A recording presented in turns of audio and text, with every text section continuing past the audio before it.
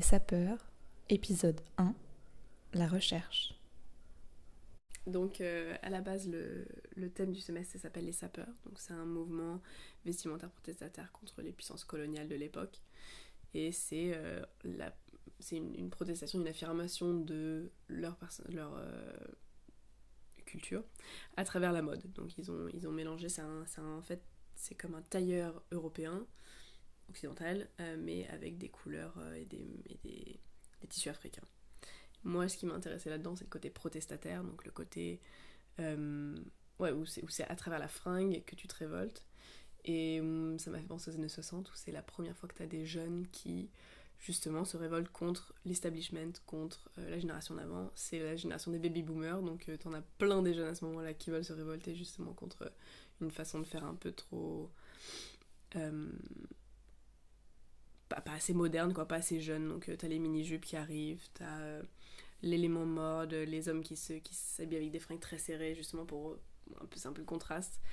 Et donc c'était ça ma base pour les formes. Je suis partie des années 60, ça m'a permis de m'éloigner du tailleur.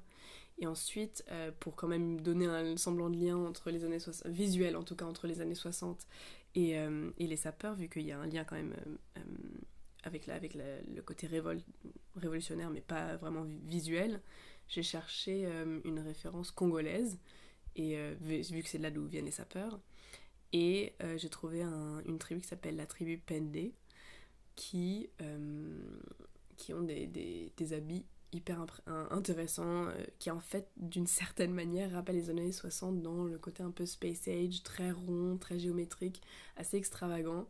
Ou alors les deux grandes formes qu'il y a, c'est justement le rond et le triangle. Donc le rond, ils ont des masques avec des gros yeux ronds ou une grande tête ronde. Puis après, le côté triangulaire, ils ont comme des grosses barbes. Et en fait, ça rappelle exactement les années 60. Donc c'était pour mélanger, j'ai mélangé ces deux trucs-là. Et, euh, et voilà, et ça m'a aussi...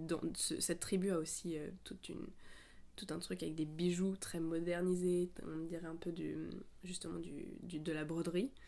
Et c'est tout en noir et blanc. Et moi, ce qui m'intéressait, c'est de prendre cette broderie, ce côté un peu broderie géométrique, et de mélanger ça avec les couleurs des sapeurs. Donc tout ce côté très coloré des matériaux et des motifs du wax africain.